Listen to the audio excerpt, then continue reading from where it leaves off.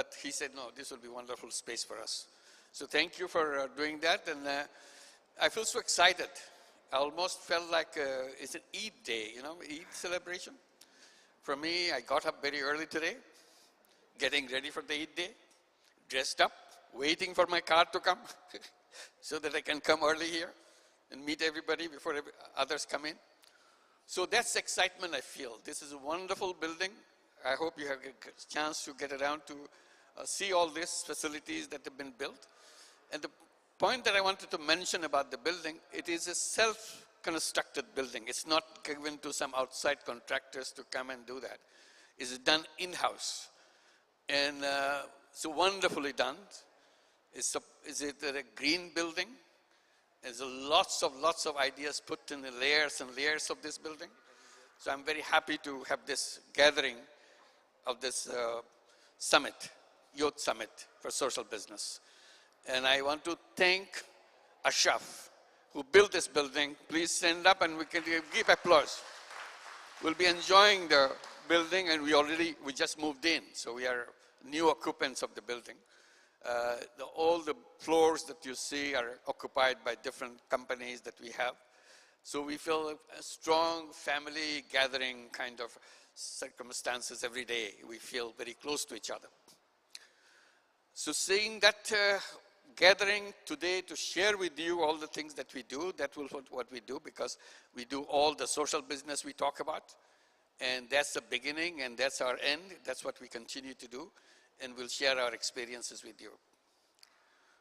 Now coming back to the subject of the summit here. Shajib asked me 3 days back or 4 days back, that why did you put this theme for the Social Business Day? Our Social Business Day is coming up in Langkawi in Malaysia in July 27, 28, 29, and you are all welcome. The theme of this year's Social Business Day is war, peace, and economics. Very strange kind of numbers. War, peace, and economics. And a subtitle is, what is the future of mankind? So that's a big question we raise. And what is the reason why you put these two words, war, peace, and economics? Briefly, what I'd like to explain why we did that. I feel a very strong relationship between war and economics. They are good partners, economics and war. And peace in between is an orphan. He doesn't have any partner. He's an abandoned. We make lip services. We talk about it all the time without doing a thing about it. And I can go on listing why I say that. So this is the environment that I see. And I raise this question, in this environment, can human beings survive? My answer always is, no, we cannot survive. That's why we talk about all the things that we talk about social business. That's a challenging the economics part of the war peace, war economics kind of combination. So if you want to do the partnership with peace, with economics, you have no option but to come to the social business area. That's the only way you can turn around, break the relationship between the war and the business, economics. So that's the importance we give to what we call social business. And that's what we keep doing it and continue to work towards it so that we can bring peace and make sure we create a new environment for all of us. Last night when we were talking with Hans, he mentioned about building culture of peace, which is a well-known concept, and particularly UNESCO has been promoting it since many times. It's particularly during Federico Mayor, when he was the Director General of UNESCO during the 90s. The whole decade of 90s was Federico Mayor. His goal in UNESCO was building culture of peace. And he was a lone voice going around talking about it. People hardly paid any attention to it. So my response to Hans and also Federico Mayor, the problem is far deeper than culture of peace. Culture is you don't touch anything else. Structure remains same. You build a culture inside. If the framework is not supportive of the culture, culture cannot grow. What I'm raising now with this title that proposing for the Langkawi Social Business Day is not about culture of peace. It's about civilization of peace. Fundamental. We have to go back to the fundamental. That's where we've been challenging all the things that we do in the name of economics. And actually, the partnership between war and economics gets stronger and stronger. And we cannot have a clue how to address that. While we are having this partnership, at the same time, we are pushing economics in the direction which created this massive problem where we again raise the question, under those circumstances, can human beings continue on this planet? And I sum this up, those three problems created by economics, and focus on economics. Global warming. Global warming is not created by God, it's not created by any supernatural power. It's the way we behave in our everyday work, in businesses, and our fundamental pursuit of our life. We create global warming. As simple as that. You can question it, you can debate it, but ultimately that's what we do. And we know it, we are doing it. And we do lip service. We have COP26, COP27, God knows how many COPs we'll do, but we continue to do that. We have not stopped. Rather, during this wartime, we enhanced it, continue to enhance it in the name of the war, in the name of special circumstances, and so on and so forth. So what does it lead to? It leads to a time that we are finishing up our existence, and we are on this path that we set ourselves in the economic framework, the suicidal path.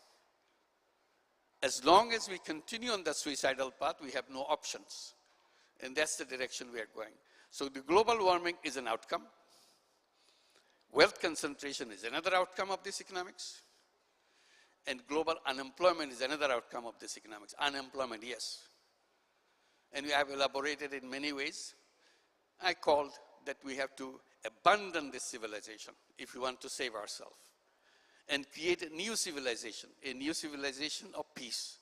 That's the one we are talking about. That will be a civilization based on three goals. Zero global warming, zero wealth concentration, and zero unemployment. In order to achieve these three zeros, we have to have the path to redesign the new road to take us to new direction rather than on the suicidal path that we have been pursuing and getting stronger and stronger, bringing the finishing line closer and closer. So that's a word that we use for this conference. No time left for us. We have to do it as fast as we can. And that's what the youth comes in. Youth has the capacity to expedite it because they have the control of the technology. No matter what we do, it will always the younger generation which will lead the technology because of the way they absorb it. As His Excellency was mentioning that he is fumbling with his iPad, and we do. We fumble at everything. We show that we can do it, but we really don't know it. The way younger generation, younger you are, more expert you are in absorbing and using that part.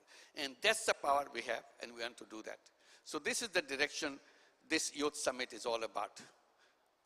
Coming back to the young people, say, please lead us, save us, create this new civilization. That's the direction you go. And that's where you'll find social business a very important element in doing that. In kind of giving my personal experiences along the way, how we got to this point, Where would all these ideas and experiences come from? Of course, I go back to my old days when I was teaching in the university in Chittagong. That's where it began. With the War of Liberation ending in the 16th December 1971, I quit my job in the United States where I was teaching. I said, I'm going back. And I came back. And very excited that we have a new country now. We'll build the country in the images of our dreams. What country we got? That didn't bother me at all. The country was listed at that time in 1971, 1970. 71 was a totally devastated country. 72, we are trying to recover from that. The per capita income around that time would be $100 plus 20 or 120 or something like that. That was the per capita income of Bangladesh in 1972. Extremely poor country, dirt poor country. It was built as the poorest country in the world. And his Henry Kissinger, if you famous quote, is a basket case. Useless to do anything, help them, because this patient will not die, will not live, it will die. So that's our starting point. And that's where we're all the excitement. We want to rebuild this from that. While we are aiming at rebuilding it, we go into crash landing with a famine in 1974. People dying all around us. And the shock that comes to a young teacher. What do we do now? We wanted to build a new nation out of the ashes of the disaster of the war. Now we ended up with famine, people dying on the street, dead bodies on the street. So what do we do? So lots of things came into mind, lots of things, but the frustrations were the major element of that. So I made up my mind in my own way. Yes, Bangladesh has 75 million people at that time. We are a food short country, big deficit of food. We have to fill that gap. How do we do that? I said, I'm a small guy. I'm just a teacher in the university. I can't do anything. But I can do something. I have a village next door to the university campus, right in the front door. Village, century-old village. Here's an old village. Here's a brand new university campus, Chittagong University. I said, this gives me an opportunity. Why don't I go to the village? It's right here. That's my Bangladesh. I cannot handle the whole Bangladesh, but I can definitely see if I can be of some use to this village. So my goal was to see what is the shortage of food in this village. Who is running short? Which family is running short of the food? That's a kind of search, talking around. The goal is, can we make this village self-reliant? So that at least this village will not be the cause of food shortage in the country. We'll do the best we can. So what I did at the beginning to make that sure, grow more rice. That was my campaign. I took the students from the classes, from not only economics department, every other department, go to the field with the farmers to teach them how to grow iri rice. Because iri just came to Bangladesh at that time, high-yielding variety. Never known to the farmers. Farmers used to just spread the traditional seed and wait. And then when it grows, cut it home and harvest it, bring it home. They have no idea how to plant those high-yielding varieties. It needs a line sowing and all that. So they said, we don't have any people to do all this. I said, you don't worry about people. We have plenty of people in this campus. We'll do it for you. So we brought our young students from all the classes to help farmers do the line sowing. We started sowing ourselves. All the teachers came, all the students came, girl students came, planting high-yielding varieties. People were amused. The university professors planting those seeds. But still these are fond memories when we remember about Chittagong University, that the first scene comes. The faculty and the students planting iri rice. Iri, the high-yielding variety, needs lots of water. The farmer said, we don't have water. So we campaigned to have a deep tube well sunk in the area. Finally, we got the deep tube well done. But the farmers had a management problem. So we stepped in. We said, don't worry about financing it, because finance was the big problem for them. Who pays what? They were complaining that I paid, I didn't get the water. He didn't pay, he got the water. And they said, we don't want this deep tube well. This is troublesome for all of us. I said, no, don't worry. I will run the deep tube well. I create a little unit, deep tube well committee, and I'll finance that. How do I finance? I go to bank, borrow in my name, and finance it. You don't have to worry about fertilizer. I'll provide the fertilizer, meaning this committee will provide the fertilizer. Water, I guarantee you water. All you have to do, plant the seeds. They thought it's easy. How do we share the harvest? I said, I take 1/3 of the harvest, farmers take 1/3 of the harvest, and the landowner take 1/3 of the harvest. 3-share. So it became known as a 3-share farming program, Tebaka Khamar. And it started it, they enjoyed it, they got the best harvest they could ever dream of. They never saw so much rice in their life. They were all excited. We are all excited. That was the start of Tebaka Khamar. I don't know whether, I knew recently that he's still continuing the Tebaka Khamar in Jobra. If you know anybody who is continuing right now, please let me know. But they adopted it, they continued with that one. So we're very happy that we found some way to produce rice in this area, and it became an example for many other people. In that context, looking at the poorest people who didn't own the land, couldn't get into the Tebaka Khamar, particularly women who were doing the cleaning and of the paddy and so on and so forth. So that's what the microcredit started. Before microcredit, all these things happened. And then the microcredit, we did a lot of things. I'll make it very brief. It's all summed up in what we now know as 16 decisions. 16 decisions sums up everything that we wanted to do. It talks about healthcare. It talks about mother and child. It talks about dowry, which is a terrible thing at that time. Families are devastated because of the dowry. If you want to have your daughter married off, you have to put a whole lot of money behind her so that she can get a husband. And families were totally devastated if you have 1 daughter, 2 daughters, 3 daughters, completely gone. So the decision on the 16 decision is all Grameen Bank members must commit themselves, will not take any dowry at the time of the marriage of our son, will not give any dowry at the time of the marriage of our daughter. It became almost like a religion for them. They stuck to that point. And with a series of workshops to produce these ideas from them. And the person who led this movement to create those 16 decisions is here today, Nur Jahan. Would you please stand up? Yeah, she is the one.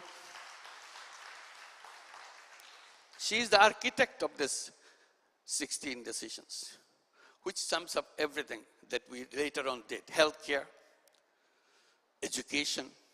The 16 decisions said we must send our children to school, both boys and girls. Make sure they have education. And we followed it up. So on the healthcare, education, technology, everything. And water. We must boil our water before we drink it, because everything is polluted water. So the commitment is we must boil our water and drink it after we boil. If we cannot boil, use alum. You alum it, purify it, drink it. Out of that grew a whole program of tube wells. Grameen Bank and tube well went together. For every single family, we ensure that you have your family-owned tube well. Tube well used to be at the richest person in the village. He has the tube well, government-funded tube well. Everybody has to go and collect it. Nobody could collect it. So we said, no, we don't go to the rich people's house to get the water. We have water in our own house, every house. Out of this, housing program became. Houses at those times were just straw-made houses all over the country. Village after village is straw and jute stick. That was the nature of the housing in Bangladesh. We said no more jute stick house, no more straw house for Grameen Bank borrower. So we came out with the housing loan. What was it? Tin roof houses. How do you hold the tin roof? 4 concrete columns. Again, we go back to Ashraf to design those 4 columns on which roof will be held. So again, thank you, Ashraf. Please, we want to give you applause for that. That housing program is spread, and everything we did behind it, it became a way that we can finance it so that we can make it and continue to shift from straw house to tin roof, concrete column houses. So that's what, again, transformation started taking place. The tube well, housing, and toilets. Our promise is every family must have a toilet. This is, again, part of 16 decisions. We have to use toilets. If you cannot afford a toilet, dig a hole and use it. But you have to have a toilet. And that's part of that 16 decisions. So what did we do? We produced toilets in the village so that Grameen Bank can give a loan, toilet loan. Never heard of toilet loan in any bank in the world. Any bank in the world. We did toilet loans to make sure every house has a toilet. And they did have a toilet. And it impacted an entire village because the richer people said, well, even the beggar woman has a toilet. How come we don't have toilet? So that became a big movement. Again, we designed this toilet, borrowing from UNICEF, and Ashraf built this toilet in every single village after village and village. And that's how this all began. So the reason I'm saying that, this is not the business of the kind that we are familiar with. This is the new kind of business. We didn't want to make money by building columns. We didn't want to make money by building toilets, but that was a business. We didn't want to make money by selling vegetable seeds because if their children are malnourished, we wanted to make sure they get good vegetable with vitamin A because that's a big problem. Health program began for that. We didn't make money by introducing insurance, health insurance, in every single way that we can provide them health services, $4 a month, sorry, $4 a year for the entire family, covered by the insurance. So we did that to solve the problem. And that's the nature of the economy that we have to build. So money-making business is not going to solve our problem. It will accentuate our problem. That's the direction we have to see in this way. So we came up with this, my concluding one that I try to address the young people by saying, making money may be happiness, making other people happy is a super happiness. So we want to go the path of super happiness. Thank you. Thank you very much. Thank you, sir, again for joining us, for inspiring us.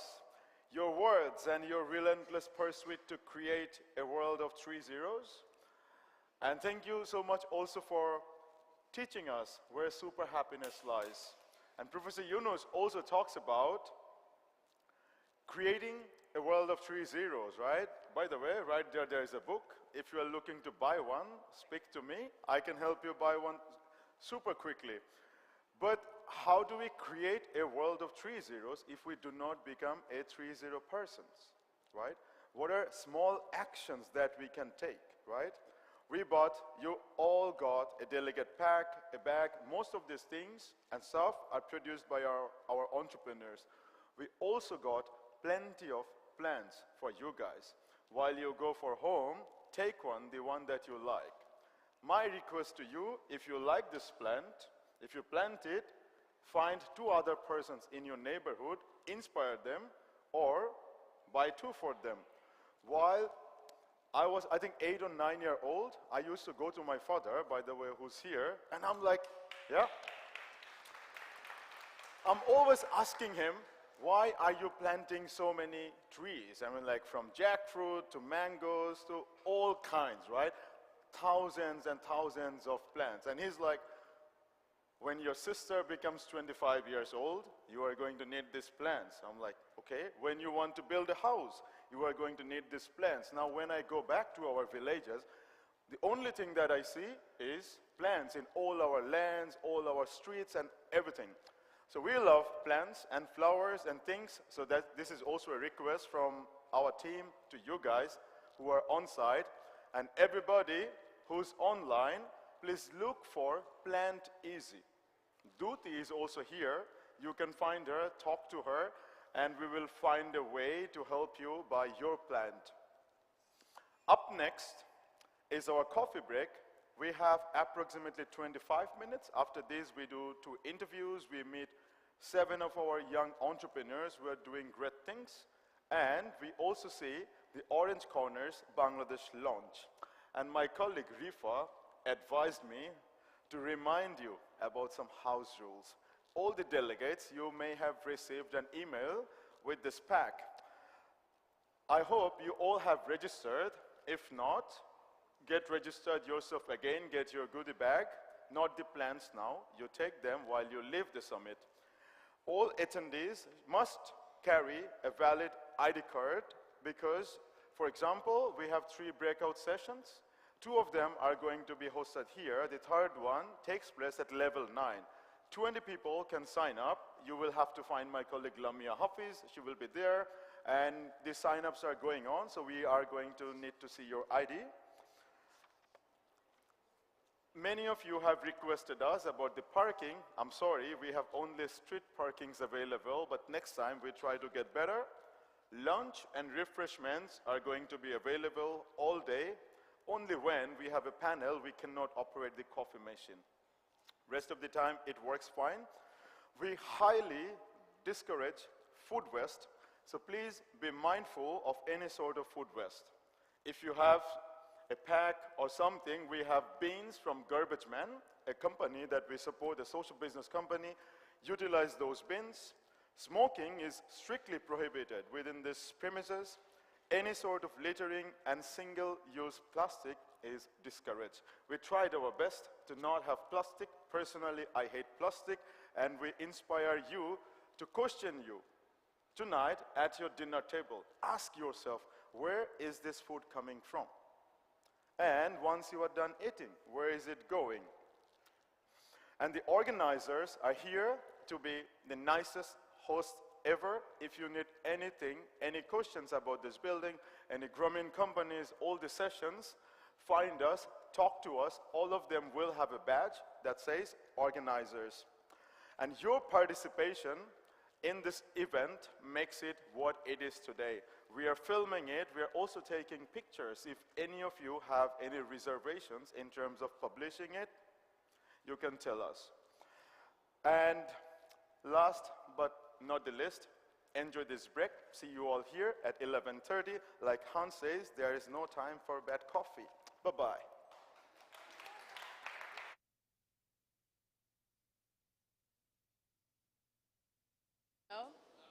Okay, so if you haven't registered for the workshops yet, please do so. The tables are open. We have workshops and open spaces from lunch.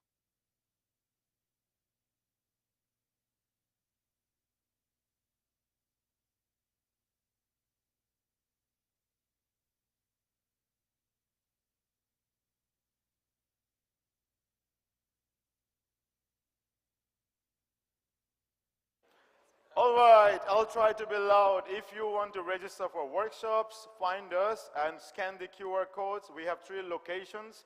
You can register now because we have limited spots. One workshop takes place here. It's about creativity in you, led by Hans. We have a smaller breakout room there.